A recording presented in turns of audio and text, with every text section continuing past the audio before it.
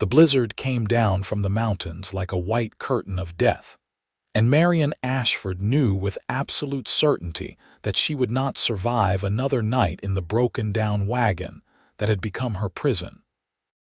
The wood splintered beneath her frozen fingers as she tried once more to free the wheel from the snowbank, but her strength had abandoned her hours ago, leaving only the bitter wind and the growing numbness in her limbs. She had left Independence, Missouri 3 months earlier with a wagon train headed for California, but fever had swept through their group outside Salt Lake City, taking her father and forcing the others to quarantine her away from the main caravan. They had promised to send help back, but that was 2 weeks ago, and now winter had descended on the Utah Territory with merciless fury.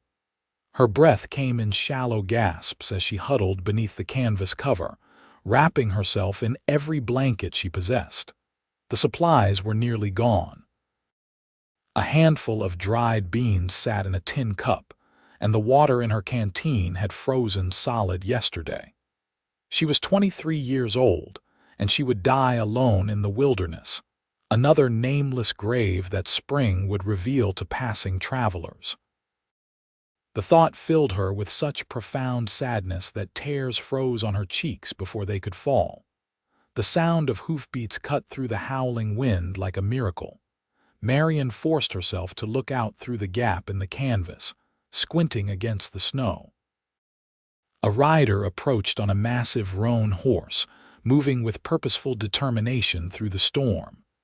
He wore a heavy coat and a wide-brimmed hat pulled low, a bandana covering the lower half of his face. She tried to call out, but her voice emerged as nothing more than a croak. The rider drew closer, and she could see now that he led a second horse behind him. He pulled up beside her wagon, and she heard his voice cut through the wind, deep and steady. "Anyone alive in there?" "Yes," she managed, her voice stronger now with desperate hope. "Please, I need help." He dismounted in one fluid motion and pulled aside the canvas. Blue eyes met hers, startling in their clarity against his weathered face. He took in her condition with a single sweeping glance, and she saw something shift in his expression, hardening with determination. "Can you stand?" he asked, already reaching for her. "I think so," she said, but when she tried to move, her legs buckled beneath her. He caught her before she could fall, his arms strong and steady. "Easy now," he said, his voice gentler. "How long have you been out here?" 2 weeks, she whispered. "Maybe longer, I lost track." She heard him curse under his breath, a soft sound that held more concern than anger. "We need to get you warm. My ranch is about 5 miles south. Can you ride?" "I can try." He wrapped her in his own coat, which smelled of leather and wood smoke and something distinctly masculine that made her feel safer than she had in weeks. Then he lifted her as though she weighed nothing and carried her to the second horse. He mounted his roan first, then pulled her up in front of him, settling her against his chest. "Hold on to me," he said, wrapping one arm around her waist while the other held the reins. "I will not let you fall." The journey that followed blurred together in Marianne's memory. She drifted in and out of consciousness, aware only of the steady rhythm of the horse's gait, the warmth of the man's body against her back, and his voice, low and constant, telling her to stay awake, to hold on just a little longer. She tried to obey, focusing on the sound of his words even when she could not quite make out their meaning. When they finally reached the ranch, full darkness had fallen. She had a confused impression of a sturdy house built of logs and stone, a barn that loomed large against the snow, and lamplight spilling from windows like promises of salvation. He carried her inside and set her down on a chair near the fireplace, where flames already crackled with welcome heat.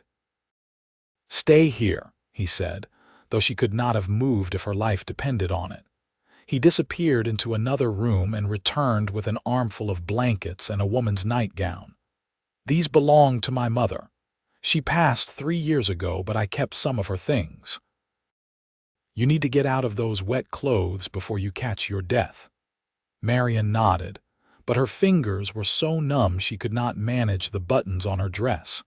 He knelt before her and with surprising gentleness helped her with them, his movements careful and respectful. He turned his back while she changed, giving her what privacy he could, and when she was dressed in the warm, dry nightgown, he wrapped her in the blankets and settled her in a chair pulled close to the fire. "I am going to make you some broth," he said. "Start with something light. Your stomach will not handle much after so long without proper food." She watched him move around the kitchen with efficient competence, heating water and adding vegetables and chunks of beef to a pot. He glanced at her frequently, as though afraid she might disappear if he looked away too long. "What is your name?" she asked, her voice still hoarse but stronger now. "Barrett Dalton," he said. "I run cattle on the range south of here. Usually winter up in St. George, but I had some business up north that could not wait. Lucky for you, I suppose." "Lucky for me," she agreed. "I am Marianne Ashford. I was traveling to California with my father, but he died of fever near Salt Lake City." Something flickered in his eyes, sympathy mixed with understanding.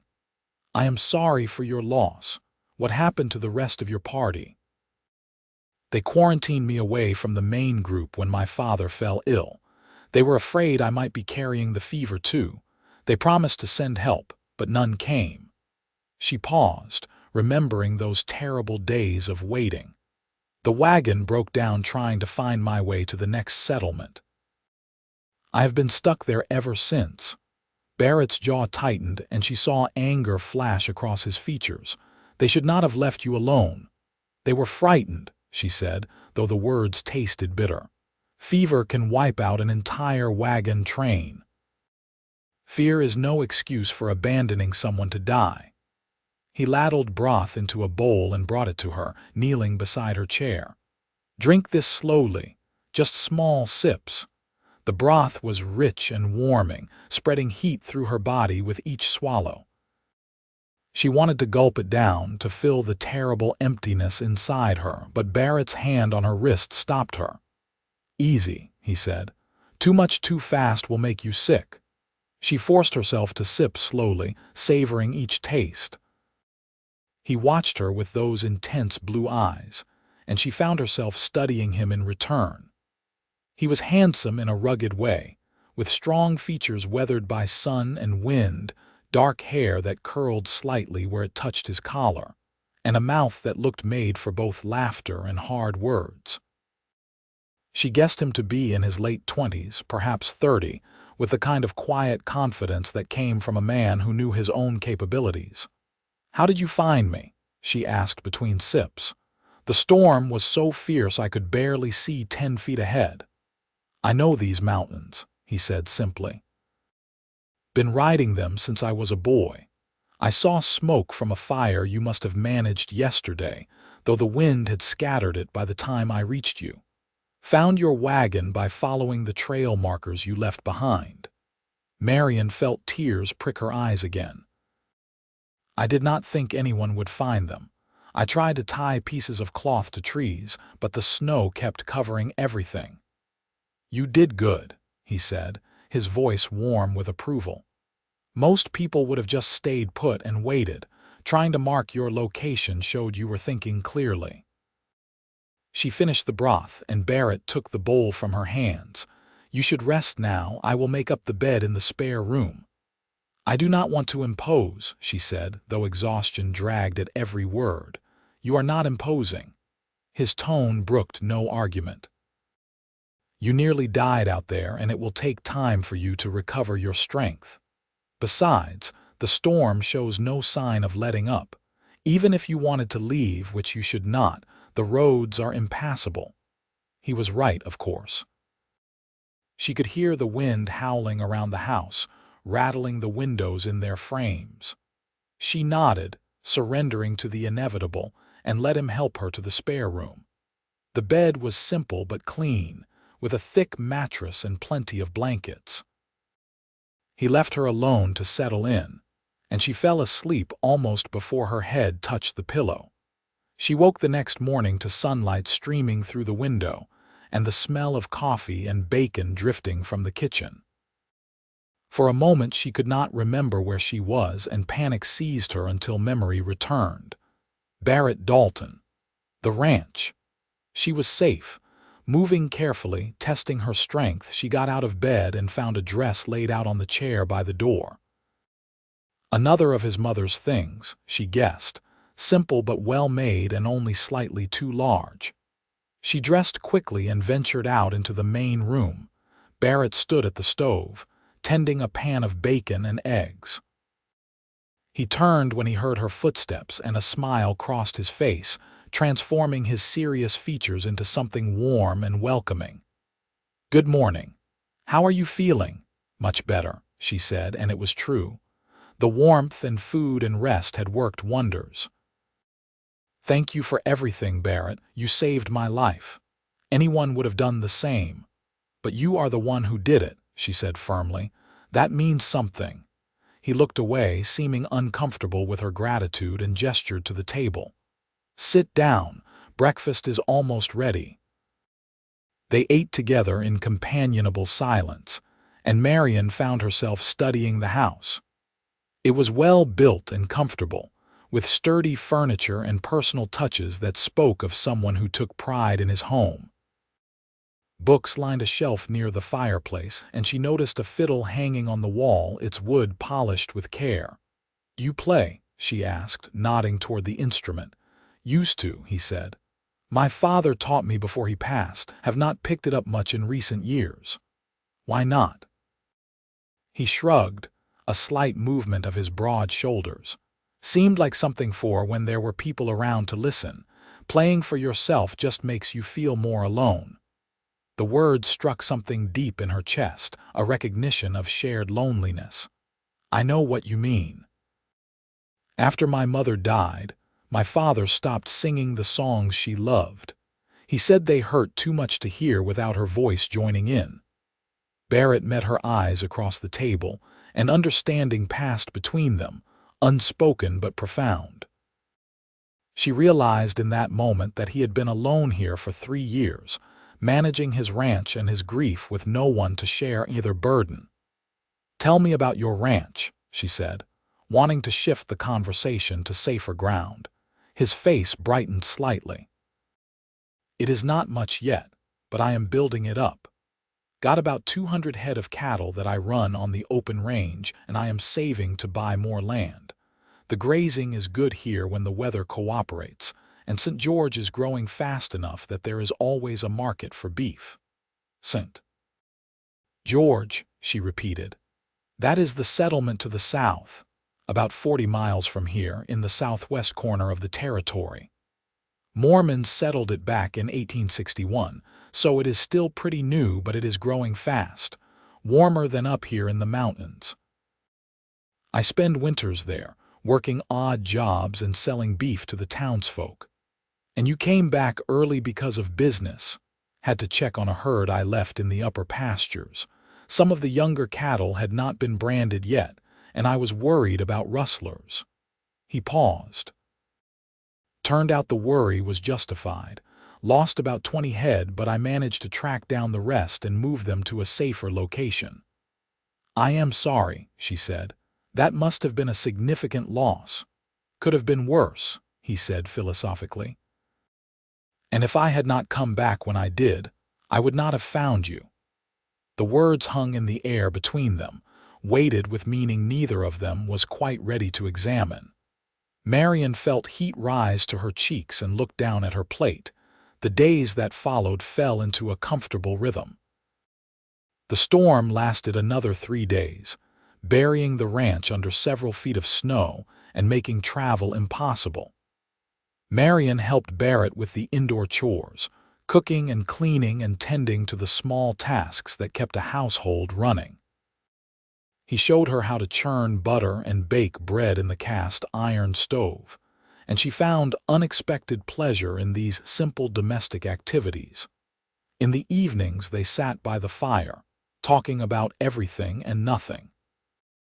She learned that he had grown up in Texas, the son of a cattle rancher who had lost everything in the war.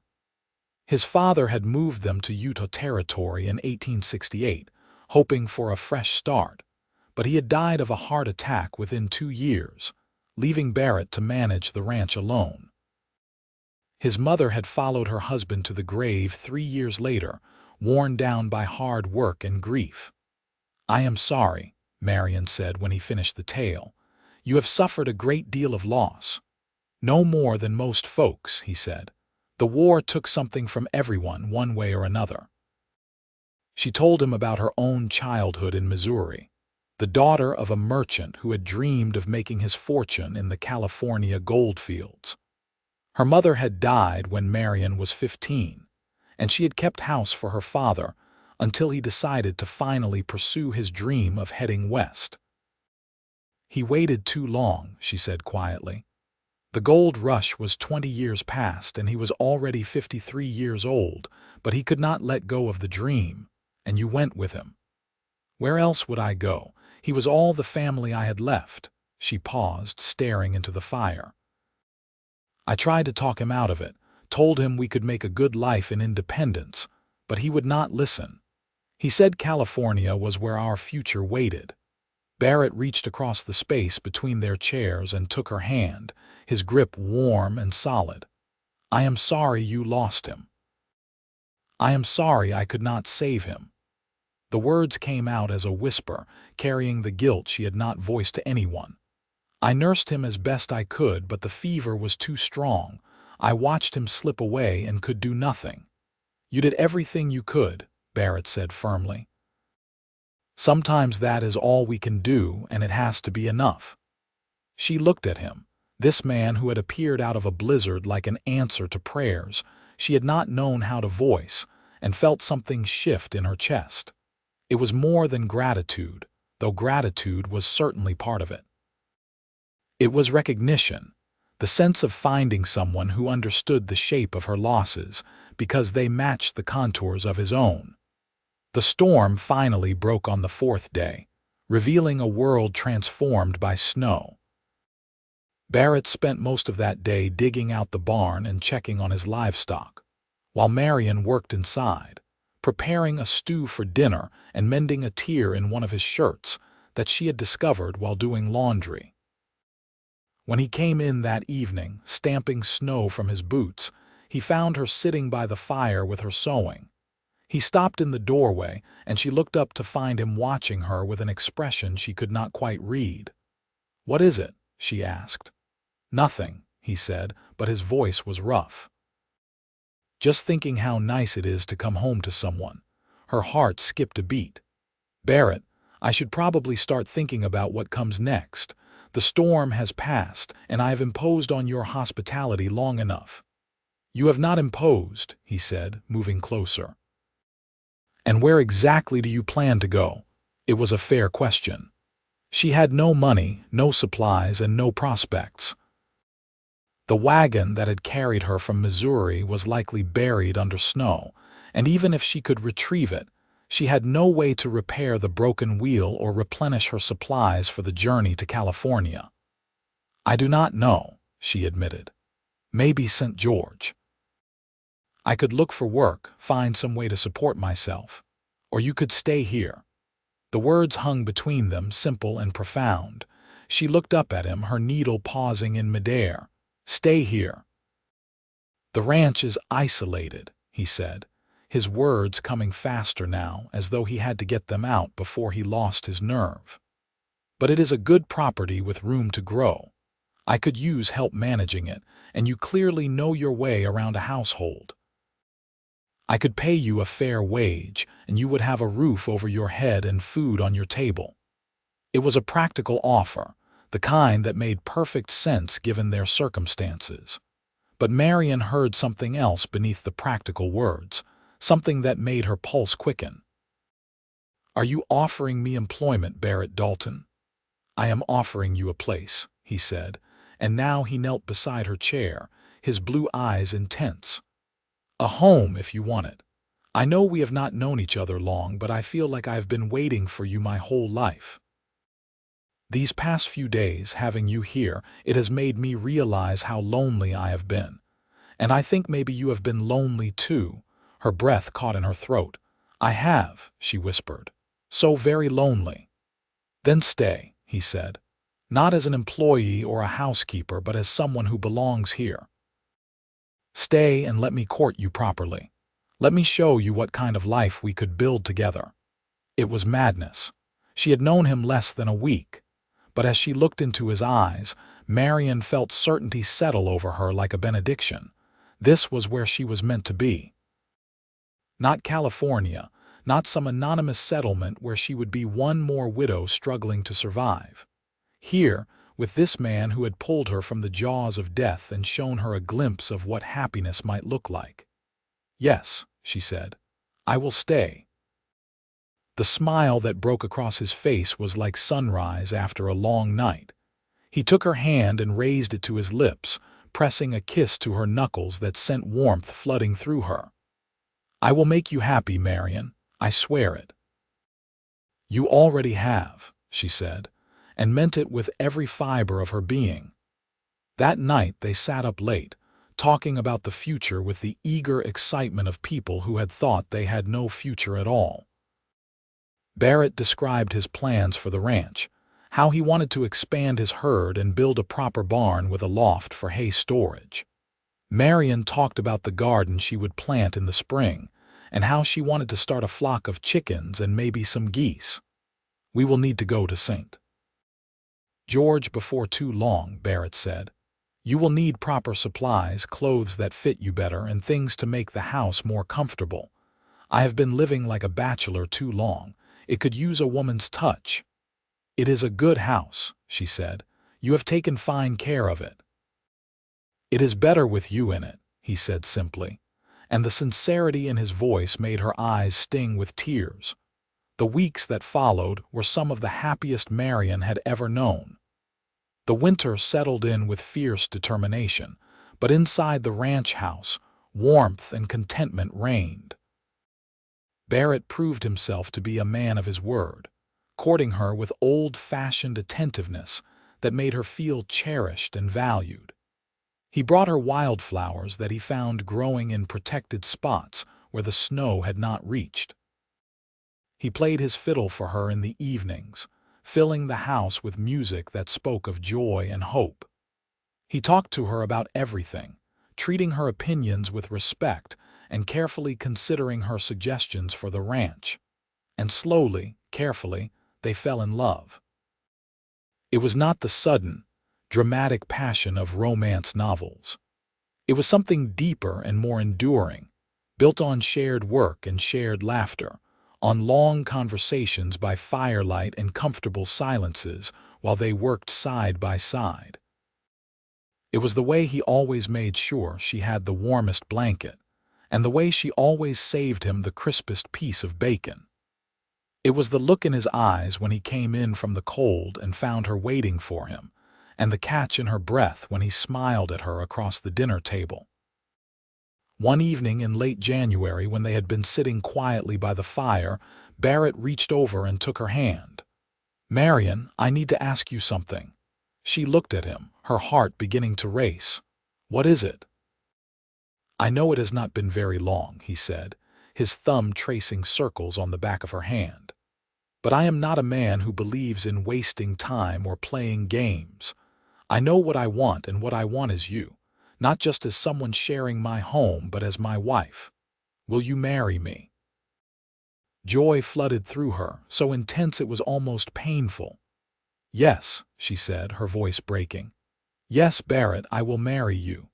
He pulled her into his arms, and she felt his heart pounding against her cheek, as fast and hard as her own. When he drew back, he cupped her face in his hands and kissed her, gentle and reverent, a promise sealed with the touch of his lips. "I will spend every day of my life making sure you never regret this," he said. "I could never regret it," she replied. "You saved my life, Barrett." In more ways than one. They decided to wait until spring to marry, when the roads to St. George would be passable and they could have a proper ceremony. In the meantime, for propriety's sake, Barrett rode down to the nearest neighboring ranch, 20 miles to the east, and convinced the rancher's widowed sister to come stay as a chaperone. Mrs.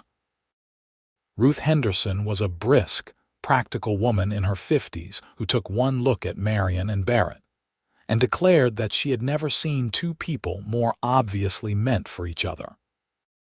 "About time you found yourself a wife, Barrett Dalton," she said, settling into the spare room with the air of someone prepared to stay as long as necessary.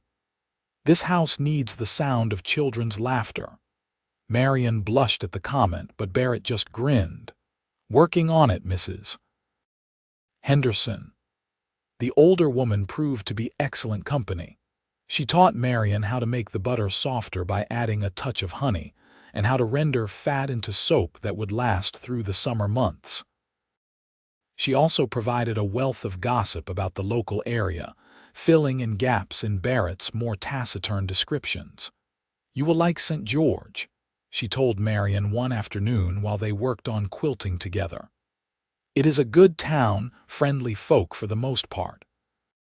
The Mormons who founded it are industrious and welcoming to newcomers, as long as you are respectful of their ways. They have built a cotton mill and are working on a temple that will be quite impressive when it is finished." "Barrett says the winters there are mild," Marianne said, pushing her needle through the layers of fabric. "Mild compared to up here, certainly. They can grow things year-round if they are careful.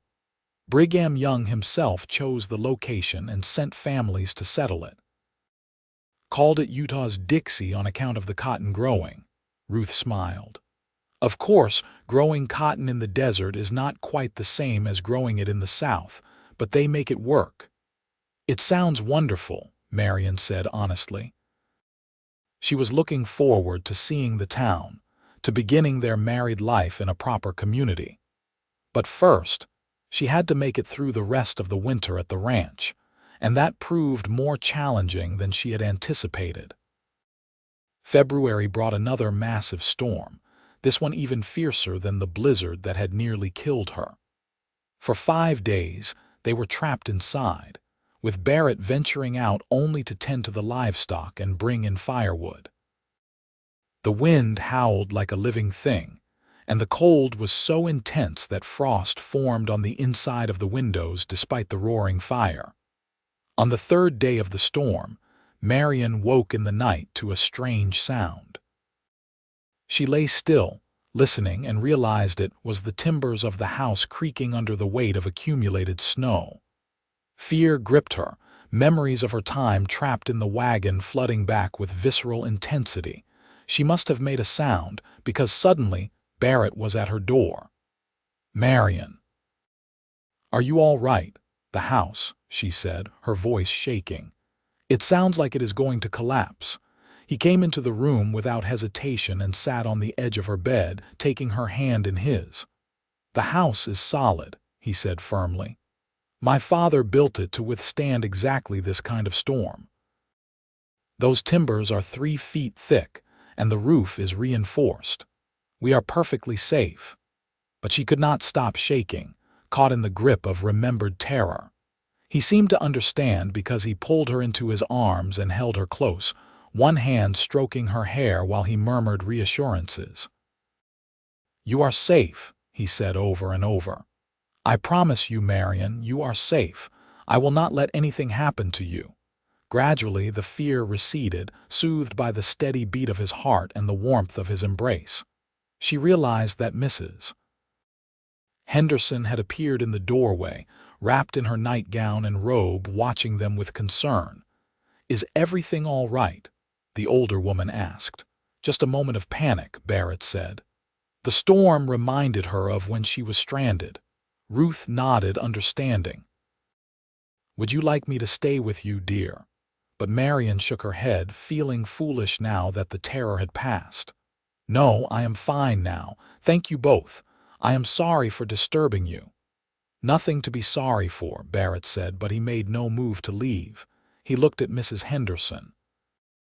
"Would it be terribly improper if I stayed here, just sitting in the chair, to make sure she can sleep?" The older woman considered this for a moment, then sighed. I suppose given that you are engaged and the circumstances are unusual, I can allow it. But the door stays open, and you stay in that chair, Barrett Dalton. Yes, madam, he said with such seriousness that Marianne almost laughed despite herself. He kept his word, settling into the chair by her bed while Mrs. Henderson returned to her own room. Marianne lay back down, comforted by his presence, and found that sleep came easily after all. She woke in the morning to find him still there, though he had dozed off in the chair, his head tilted at an angle that would surely give him a sore neck. Her heart swelled with love for this man who had sacrificed his own comfort to ease her fears. The storm finally broke on the 6th day, and February gave way to March. The days grew longer, and though snow still covered the ground, there were signs that spring was approaching. Icicles dripped from the eaves at midday, and Barrett reported seeing deer tracks in the fresh snow, a sign that the herds were moving down from the high country. Another month, he said one morning over breakfast. Maybe less if we get lucky with the weather. Then we can make the trip to St. George and get married. I can hardly wait, Marianne said, and she meant it. Every day brought new confirmation that choosing to stay with Barrett was the best decision she had ever made. In early March, Mrs. Henderson's brother arrived to bring her home. The roads were still difficult but passable for someone who knew them well. The older woman hugged Marianne tightly before she left. You have found a good man, she said. Hold on to him and build a good life together. I intend to, Marianne promised. With Mrs. Henderson gone, they returned to the comfortable companionship they had shared before her arrival, though Barrett was scrupulous about maintaining propriety. He slept in his own room, and he made sure they were never alone together in situations that might compromise her reputation. But the longing between them grew stronger with each passing day, a sweet tension that made every accidental touch feel electric.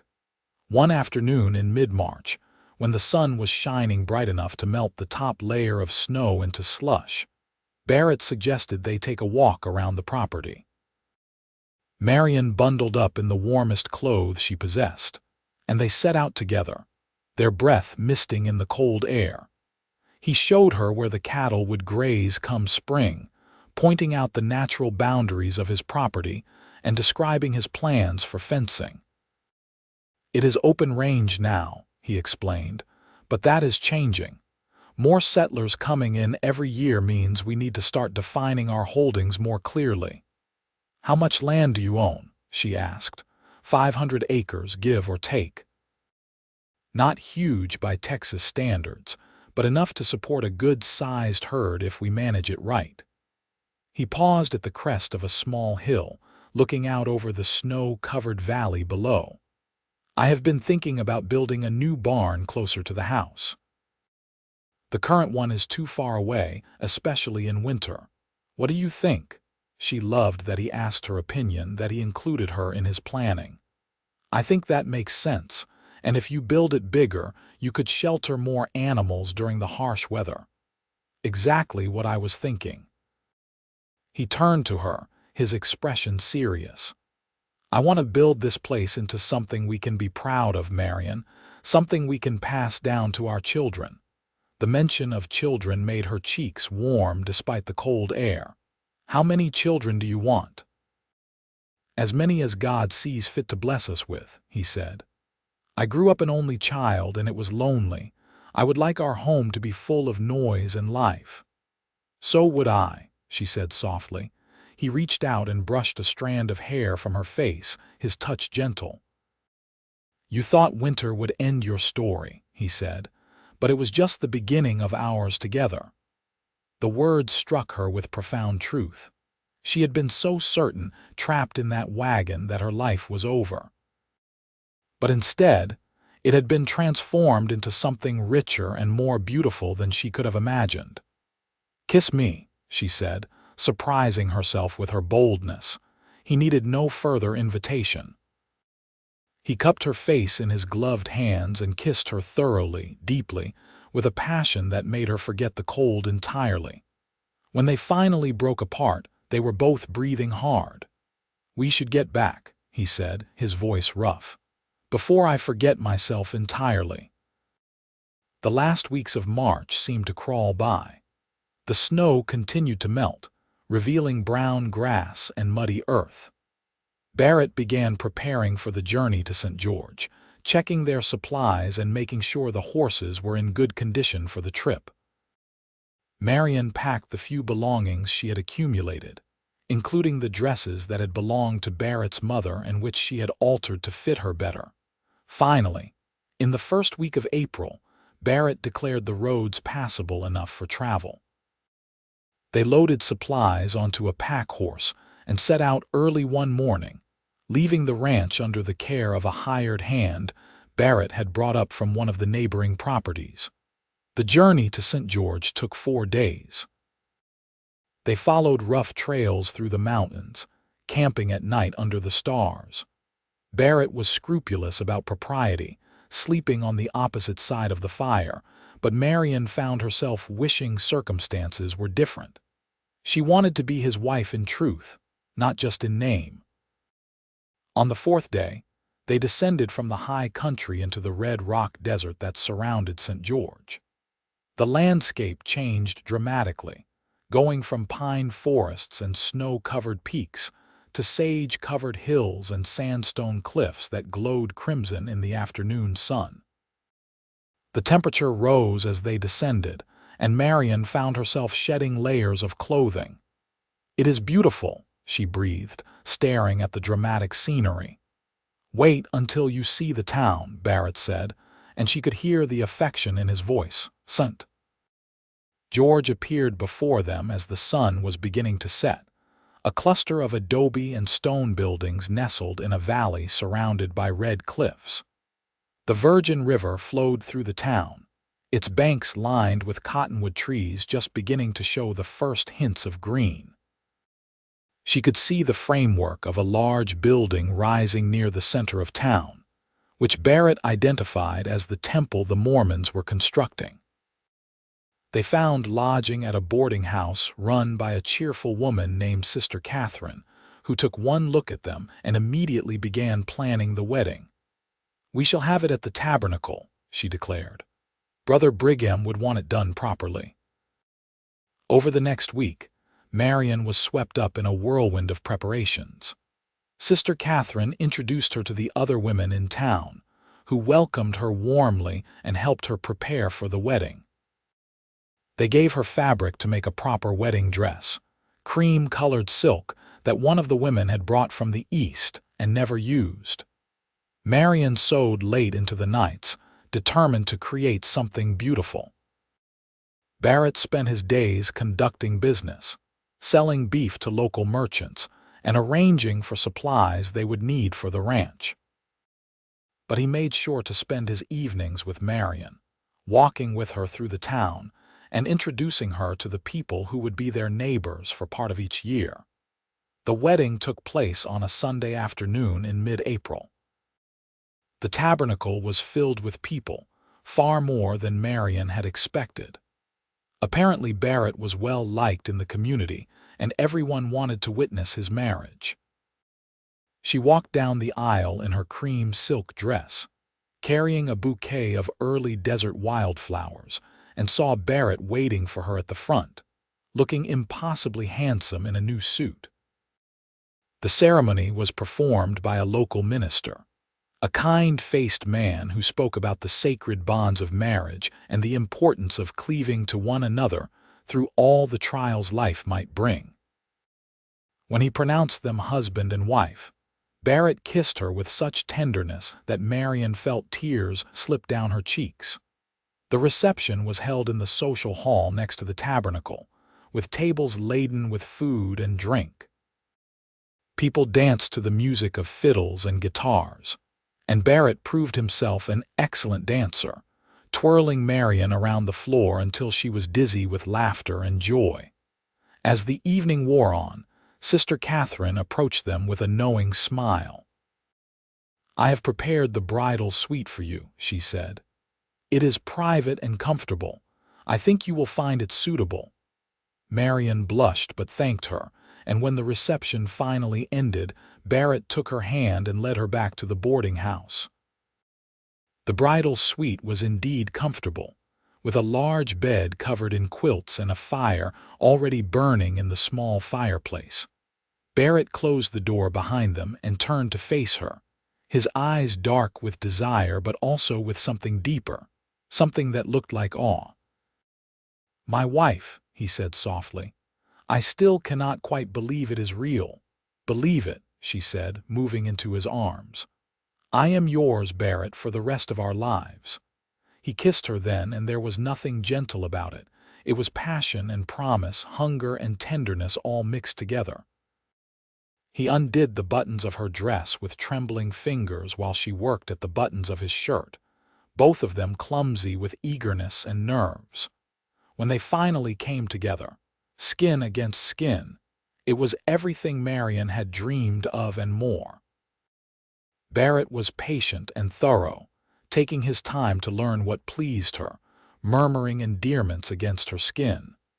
And when they finally joined as husband and wife, she felt complete in a way she had never imagined possible. Afterward, they lay tangled together in the big bed, watching the firelight flicker on the ceiling. Barrett traced lazy patterns on her shoulder, and she felt profoundly content, as though every difficult moment in her life had been leading her to this place, this man, this perfect happiness. "What are you thinking?" he asked.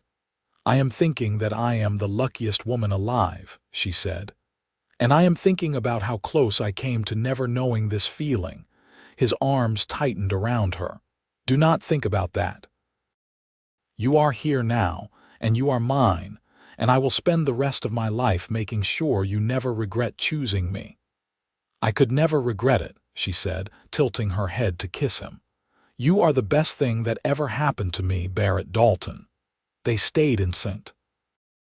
George for another week, enjoying their honeymoon and the novelty of being married. Barrett showed her around the town properly, introducing her to the shopkeepers and ranchers who were his business associates. She met other women who lived on isolated ranches and who came to town only occasionally. And she realized that she was joining a community of strong, resourceful women who had learned to thrive in harsh conditions. When they finally returned to the ranch in late April, spring had truly arrived. The snow had melted except in the highest elevations, and green grass was beginning to push up through the brown remnants of winter. The hired hand reported that everything had gone smoothly in their absence, and the cattle had survived the winter in good condition. Marianne threw herself into the work of making the ranch into a true home. She planted a garden near the house, setting in seeds for vegetables and herbs. She started her flock of chickens, building a coop with Barrett's help. She scrubbed and cleaned and organized, putting her own stamp on the house that was now truly hers. Barrett worked from dawn to dusk, moving cattle to fresh grazing, mending fences, and working on the new barn he had planned. But he always made time for Marianne, stealing kisses when they passed each other during the day and holding her close at night. Their physical relationship deepened and grew more comfortable, the initial awkwardness giving way to a passionate familiarity that left them both satisfied and connected. Summer arrived in a blaze of heat, and with it came the hard work of running a cattle ranch. Barrett hired 2 cowboys to help with the summer work, young men who were respectful and hardworking. Marianne cooked for them and packed their lunches when they rode out to check on distant herds. She learned to treat minor injuries and ailments, becoming the unofficial doctor for anyone who worked on the ranch. In August, she realized she was pregnant. The discovery filled her with joy and terror in equal measure.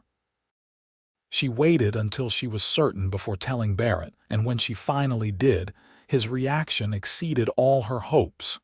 He swept her into his arms and spun her around, laughing with pure delight.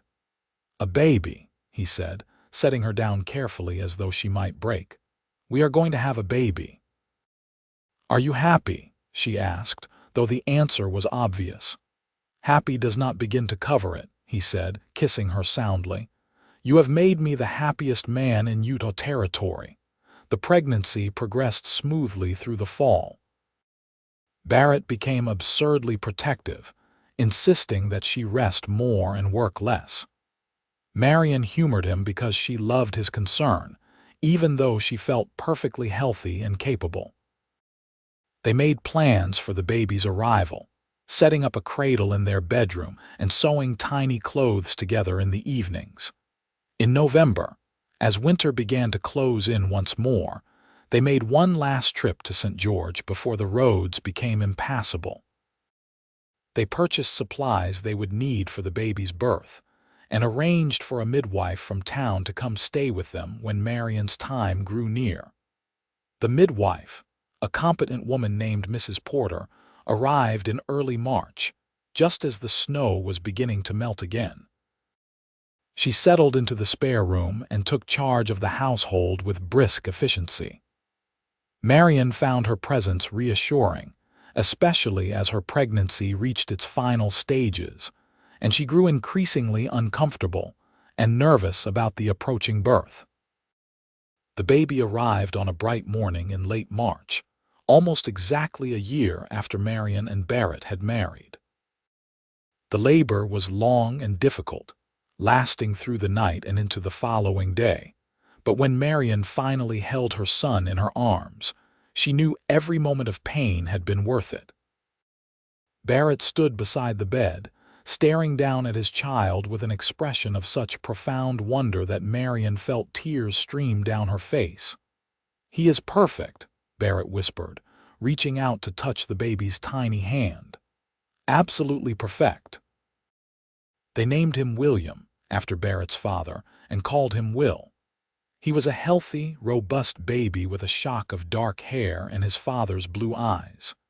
Barrett proved to be a devoted father, walking the floor with Will at night when he was fussy and changing diapers without complaint. Marianne watched him with their son and felt her love deepen even further, if such a thing were possible. The years that followed were full and happy. The ranch prospered under their joint management. Barrett expanded his herd and purchased more land, while Marianne managed the household and the garden and the growing flock of chickens and geese. They spent winters in St. George, where Will could attend school when he was old enough, and summers at the ranch, where the boy grew strong and brown under the desert sun. 2 years after Will was born, Marianne gave birth to a daughter they named Sarah, who had her mother's dark eyes and her father's stubborn chin. 3 years after that, another son arrived, whom they called Benjamin after Marianne's father. The house that had once been so quiet now rang with children's laughter and the thousand small noises of a family. Through it all, Marianne and Barrett's love continued to grow and deepen. They had their disagreements, as any couple did, but they had learned to talk through their differences and never went to bed angry. They supported each other through difficulties and celebrated together through triumphs.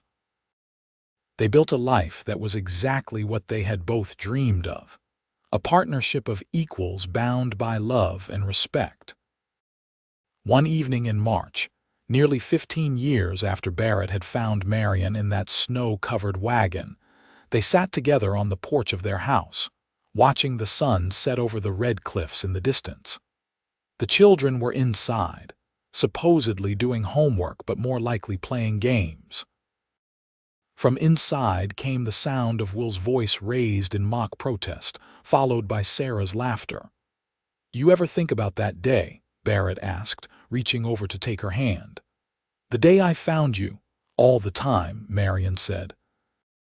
"I think about how certain I was that I was going to die and how I had accepted it.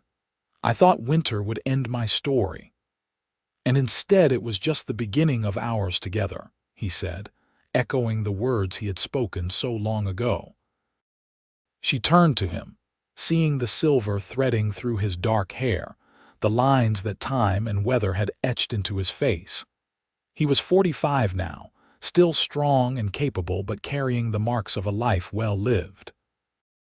She knew she carried similar marks, the changes that came from bearing children and working hard and living fully. "I would not change a single thing," she said. "Not one moment, not one hardship. It all led me here to you, to this life we have built together."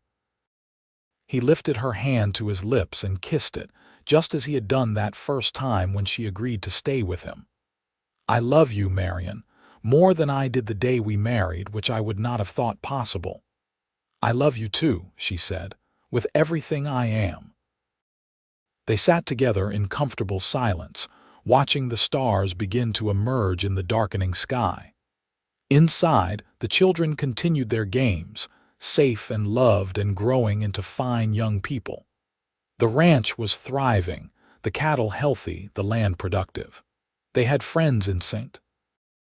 George and neighbors who looked out for them during the long summer months at the ranch. It was not the life Marianne had imagined for herself when she left Missouri all those years ago. It was better. It was real and solid and built on love and hard work and the thousand small decisions that made up a marriage. It was exactly what she needed, even if she had not known it until Barrett Dalton rode out of a blizzard and saved her life. As the years continued to pass, their family grew in different ways. Will, their eldest, grew into a tall, capable young man with his father's quiet competence and his mother's compassion. At 20, he married a girl from St. George named Emma, and they settled on a portion of the ranch that Barrett deeded to them, building their own house and starting their own herd. It gave Barrett and Marianne profound joy to watch their son build the kind of life they had created, to see him finding the same happiness they had found together.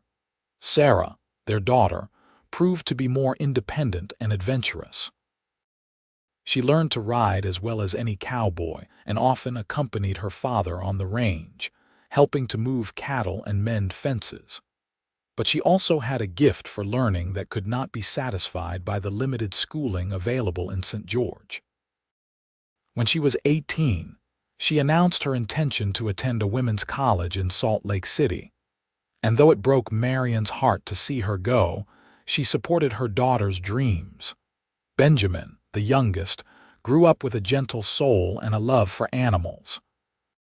He spent his days caring for the horses and cattle, learning everything he could about animal husbandry.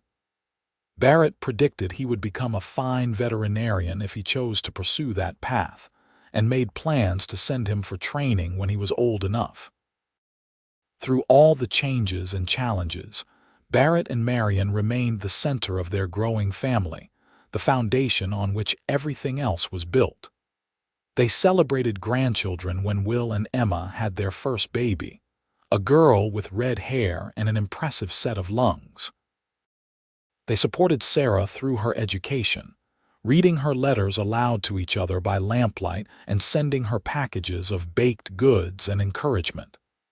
They guided Benjamin as he discovered his calling, proud of the young man he was becoming. On their 20th wedding anniversary, Barrett surprised Marianne by taking her back to St. George for a week, leaving the ranch in Will's capable hands. They stayed at the same boarding house where they had spent their wedding night, though Sister Catherine had passed on some years before, and the establishment was now run by her daughter. Barrett took Marianne to the temple, which had finally been completed after years of construction. They stood in front of the magnificent building with its white walls gleaming in the sun, and Barrett pulled a small box from his pocket. "I could not afford a proper ring when we married," he said, opening the box to reveal a simple gold band set with a small diamond. "But I have been saving for years, and I wanted you to have this. It is not much, but it is the best I could do." Marianne felt tears spring to her eyes as he slipped the ring onto her finger beside her plain gold wedding band. "It is beautiful," she whispered. But you did not need to do this, Barrett. The original ring has always been enough. Nothing is too good for you, he said firmly. You have given me everything, Marianne. A home, a family, a life worth living. The least I can do is give you a ring that reflects how precious you are to me. They spent the week rediscovering the town together, visiting old friends and new places. They attended a dance at the social hall, and Barrett twirled her around the floor just as he had done 20 years before, though they moved a bit more slowly now. They talked about everything and nothing, reconnecting in the way couples sometimes need to do when the demands of daily life have pulled them in different directions. On their last night in St. George, they lay together in the big bed at the boarding house, wrapped in each other's arms. Marianne traced the lines of Barrett's face in the moonlight streaming through the window, memorizing features she knew as well as her own. "Thank you," she said softly. "For what? For everything. For saving my life. For loving me. For building this beautiful life with me." She paused, searching for words to express the depth of her feelings. For seeing past the frozen, desperate woman in that wagon and recognizing that there was something worth saving. "You were always worth saving," he said, "and I am the one who should be thanking you. You took a chance on a lonely rancher living in the middle of nowhere. You stayed when you could have moved on. You built a home with me and gave me a family. I am the luckiest man alive, Marianne." They made love that night with the tender familiarity of 20 years together, and afterward they held each other close and talked until dawn about all the things they still wanted to do, all the dreams they still wanted to chase together. When they returned to the ranch, they found that spring had fully arrived in their absence. The meadows were carpeted with wildflowers, and the cattle were sleek and healthy on the new grass. Will reported that everything had gone smoothly, and Emma showed them the tiny dress she was sewing for their expected second child. Life settled back into its comfortable rhythm. The ranch continued to prosper, now spanning over 1,000 acres and supporting a herd of 500 cattle. Barrett had become a respected figure in the ranching community, known for his fair dealing and his skill with livestock. Marianne had earned her own reputation as a woman of strength and compassion, always ready to help a neighbor in need or offer advice to younger women struggling with the challenges of frontier life. The children continued to grow and change. Sarah graduated from her college and returned to Utah, but not to the ranch. She had fallen in love with a professor of geology, a kind man named Daniel who shared her love of learning. They married and settled in Salt Lake City, where Sarah began teaching at a school for girls. Marianne and Barrett made the long journey north to attend the wedding, proud of their daughter and the choices she had made. Benjamin did indeed pursue veterinary training, apprenticing with a doctor in St. George before traveling east for more formal education. He returned to Utah with a degree and a fiancée, a practical woman named Catherine who had grown up on a ranch in Colorado. They built a house on the other side of the property from Will and Emma, and Benjamin established a practice treating livestock for all the ranchers in the area. As Marianne and Barrett moved into their 50s, they began to gradually hand over more of the ranch operations to their sons. Will took over the day-to-day management of the cattle operations, while Benjamin handled all the animal health concerns. Barrett still rode out with them most days, unable to completely give up the work he loved, but he no longer bore the full weight of responsibility. This gave Marianne and Barrett more time together, and they treasured it. They took long rides through the countryside, just the two of them, exploring corners of their property they had not visited in years. They spent evenings on the porch, watching the sun set and talking about the life they had built. They traveled to Salt Lake City to visit Sarah and her growing family, marveling at the grandchildren who called them grandmother and grandfather. One autumn afternoon, nearly 30 years after Barrett had found Marianne in that blizzard, they rode out together to the spot where her wagon had been stranded. It had taken some searching to find it, as the landscape had changed over the years, but Barrett finally located the small grove of trees where he remembered finding her. Nothing remained of the wagon itself, long since scavenged for parts or rotted away. But the place was recognizable, a small sheltered spot between two large boulders where the wind would have created a drift of snow. They dismounted and stood looking at the spot, each lost in their own memories. Marianne remembered the cold, the fear, the absolute certainty that she was going to die. And then she remembered the sound of hoofbeats cutting through the storm, the first glimpse of Barrett's blue eyes, the way he had lifted her onto his horse and held her safe against his chest. "It feels like a lifetime ago," she said. "It was a lifetime ago," Barrett replied, slipping his arm around her waist. "A different life before everything that matters." "Do you ever wonder what would have happened if you had not found me that day?" she asked. "If you had been delayed, or taken a different route, or decided to stay in St. George after all?" "I try not to," he said honestly. "The thought of a world where I did not find you, where we did not have this life together, is too painful to contemplate." She leaned into him, grateful for his warmth and solidity. "I think about it sometimes. I think about how close I came to missing all of this. Our children, our grandchildren, every single day of the past 30 years. It terrifies me to think I almost threw it all away by giving up hope." "But you did not give up," he said firmly. "You tied cloth to trees to mark your location. You conserved your supplies. You fought to stay alive, even when you thought it was hopeless.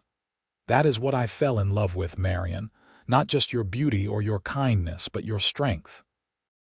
Your refusal to surrender, even in the face of impossible odds." She turned to face him fully, reaching up to cup his weathered face in her hands.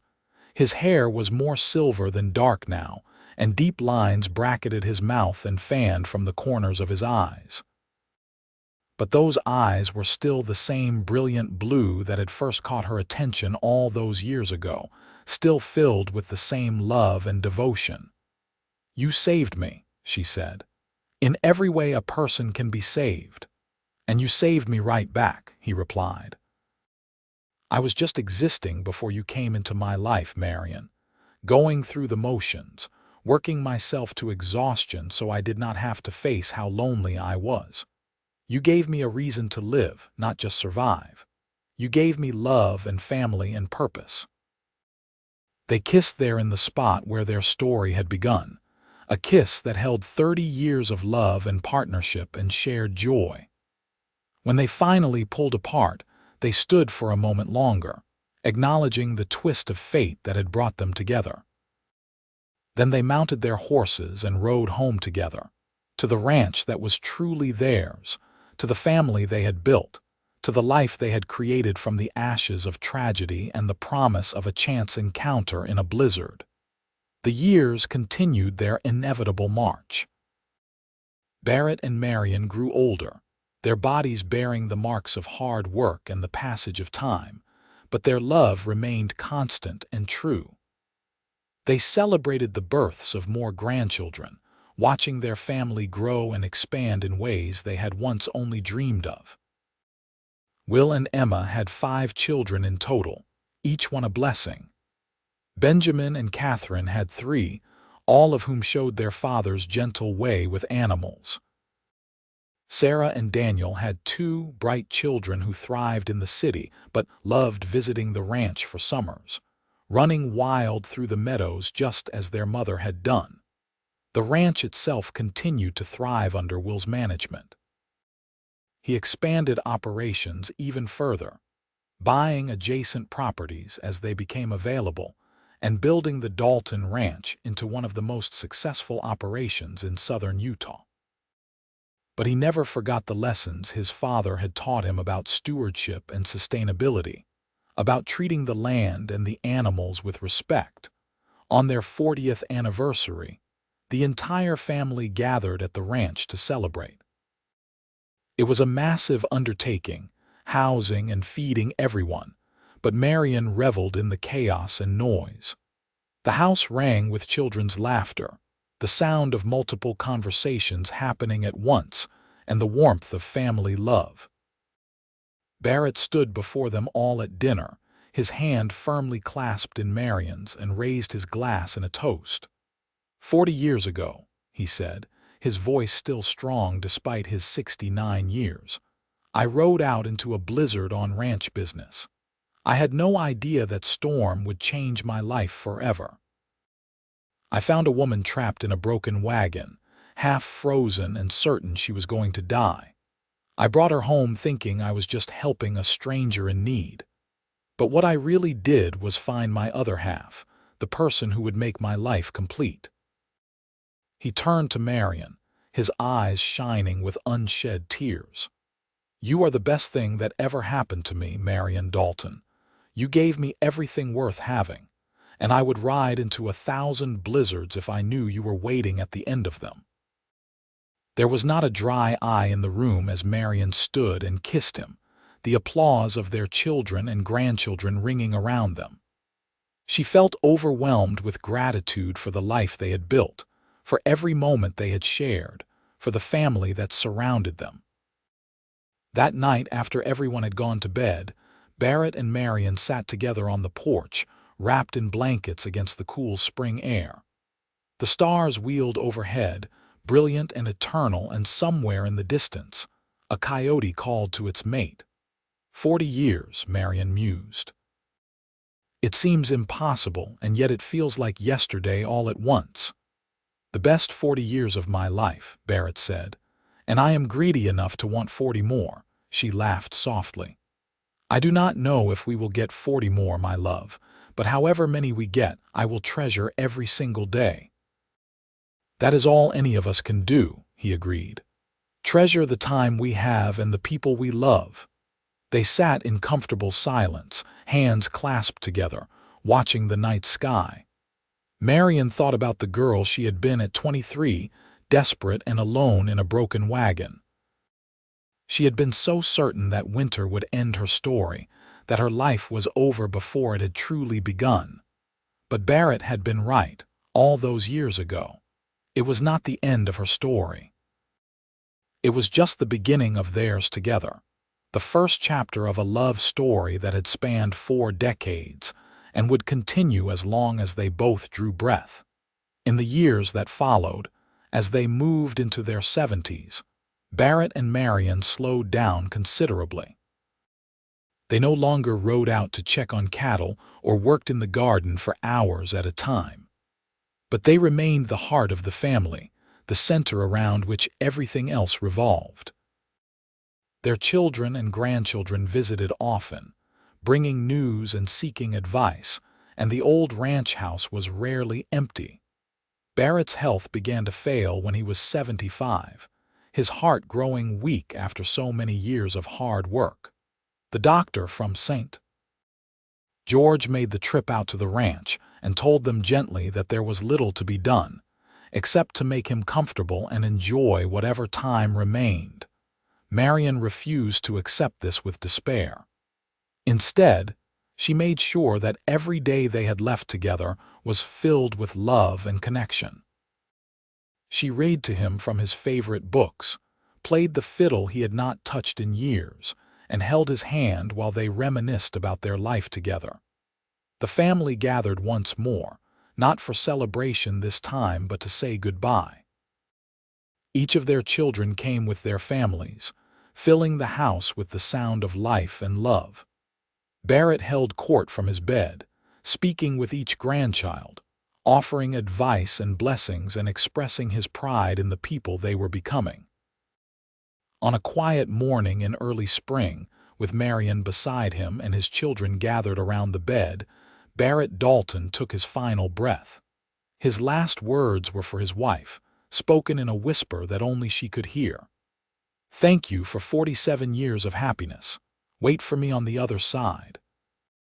I will, she promised, tears streaming down her face.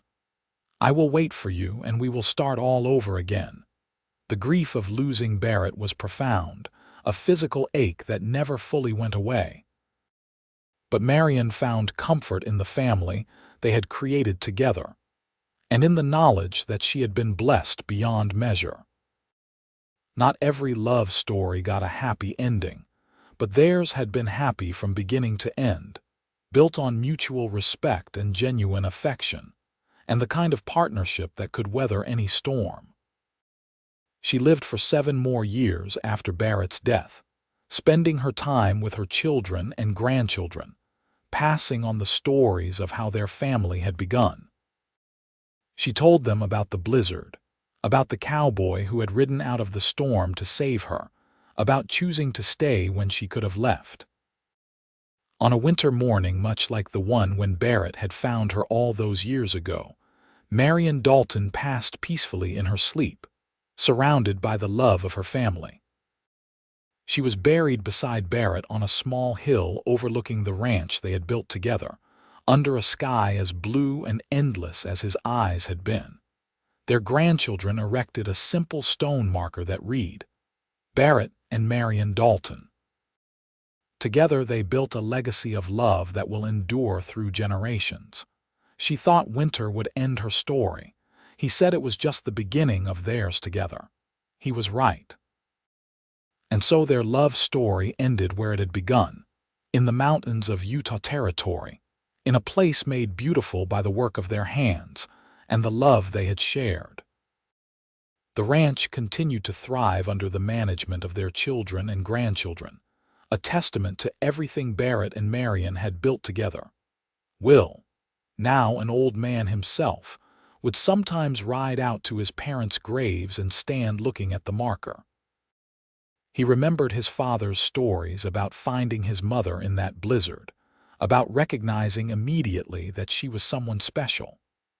He remembered his mother's quiet strength and gentle wisdom, the way she had made their house a home filled with love and laughter. And standing there on the hill, watching the sun set over the land his parents had loved, Will understood something profound. True love was not just about passion and romance, though his parents had certainly had both. It was about building a life together, facing challenges side by side, choosing each other again and again through all the years and changes. His parents had shown him what love could be at its finest, and he had tried to model his own marriage on their example. Now he would pass those lessons on to his own children and grandchildren, ensuring that the legacy Barrett and Marianne had created would continue long after their physical presence was gone. The wind whispered through the grass, carrying with it the scent of sage and wildflowers. Somewhere in the distance, cattle lowed as they moved to fresh grazing. The ranch was alive and thriving, just as Barrett and Marianne had always wanted, and if sometimes on cold winter nights people claimed to see 2 figures riding together through the moonlit snow, well, that was just fine. Because some love stories were powerful enough to transcend death, to continue in ways both seen and unseen.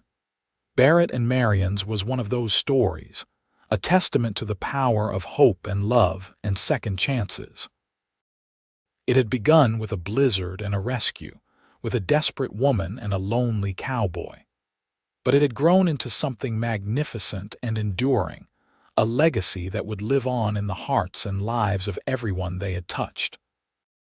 Their story was not just about survival, though survival had certainly been part of it. It was about recognizing that sometimes the worst moments of our lives lead to the best things. It was about being brave enough to stay when leaving would be easier, and wise enough to recognize love when it appeared out of a storm. Most of all, it was about 2 people who had found each other against all odds and had built something beautiful together. A life, a family, a legacy. All because a cowboy had ridden out into a blizzard, and a woman had chosen to trust him with her heart. The sun set over the Dalton ranch, painting the sky in shades of gold and crimson, And the story that had begun so long ago in winter continued on, woven into the very fabric of the land itself, immortal and enduring as the mountains that surrounded it.